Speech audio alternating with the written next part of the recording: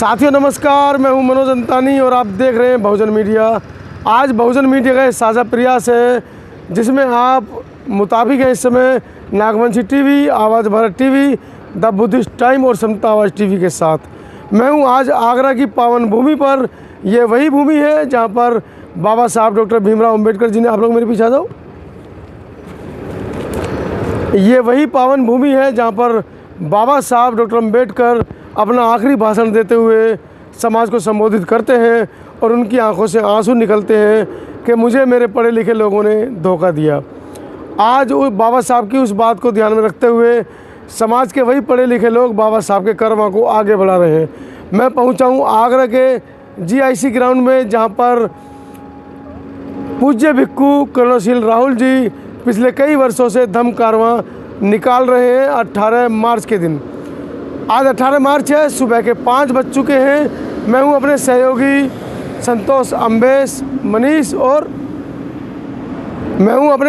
संतोष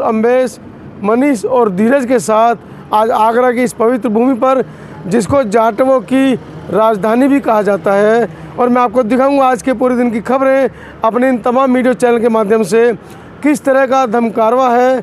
किस तरह सुबह 5 बजे जब आपको अभी मैं लेकर चलूँगा अंदर बुद्ध विहार में, तो आप देखेंगे हज़ारों की संख्या में लोगों के रुकने की जगह, लोगों के रुकने की व्यवस्था पर की गई है। आइए चलते हैं सीधा बुद्ध विहार और आपको मैं दिखाता हूँ आज के इस पूरे दिन की खबरें बहुजन मीडिया के माध्यम से। चलते हैं और ये ग्राउंड फ्लोर पे भी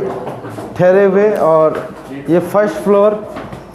और इस तरीके से अगर मैं परिचय के साथ सबसे पहले सभी धम्मबंधुओं को नमो बुद्धाय, जय भीम। तो जिस तरह से आपने कहा कि हर साल धम्म कारवां जो उत्सव है आगरा की ये भूमि पर मनाया जाता है, तो ये भंते डॉक्टर कर्णशील राहुल परम श्रद्धेय भारत के महान भिक्खु डॉक्टर कर्णशील राहुल जी के सानिध्य में हर वर्ष मनाया जाता है, क्योंकि 18 मार्च 1956 को बाबा साहब आगरा की ज़मीन पर आए थे यहाँ पर, और आगरा में जो यहाँ पर जो किला है उसके नज़दीक बाबा साहब ने लाखों लोगों के बीच में, पूरे देश से जो लोग यहाँ पर संगठित हुए थे, इकट्ठे हुए थे, उन लोगों को संबोधित करते हुए अपने जीवन के जितने भी अनुभव हैं वहाँ शेयर किए, और जो भी समाज को जो एक दिशा निर्देश के रूप में उन्होंने यहाँ पर एक बहुत ही महत्वपूर्ण भाषण दिया बाबा साहब ने, और उन्हीं को हमारे भारत के महान भिक्खु डॉक्टर कर्णशील राहुल जी, उन्हीं को याद करते हुए इस धम्म कारवां की उन्होंने शुरुआत की। क्योंकि बाबा साहब ने जब 18 मार्च 1956 को जब भाषण दिया था, तो उनके जो अंतिम शब्द थे वो यही, उस स्पीच भाषण के जो अंतिम शब्द थे वो ये थे कि इस देश में जो मैंने मिशन खड़ा किया है, जो तंबू रूपी जो मिशन मैंने खड़ा किया है, इस तंबू का जो बम्बू है, जब मैं दूर दूर तक इस देश में कोने कोने में मैं देखता हूँ, तो मुझे इस देश के में मेरे सिवा इस तंबू को खड़ा रखने के लिए अकेला ही बम्बू मैं नज़र आता हूँ, अन्य मेरे सिवा कोई तंबू का बम्बू नज़र नहीं आता। तो उसको ध्यान में रखते हुए, और एक बात और कही थी कि मेरे समाज के पढ़े लिखे लोगों ने मुझे धोखा दिया है, क्योंकि जिन लोगों के लिए बाबा साहब ने तरक्की की राह खोली, जिन्हें विदेशों तक में पढ़ने के लिए भेजा और इस देश में कामयाब बनाने के लिए राह खोल दी, उन्हीं लोगों ने उस समय में बाबा साहब को धोखा देने का काम किया। लेकिन वर्तमान में तो वही पढ़े लिखे लोग धम्म को आगे बढ़ा रहे हैं। हाँ,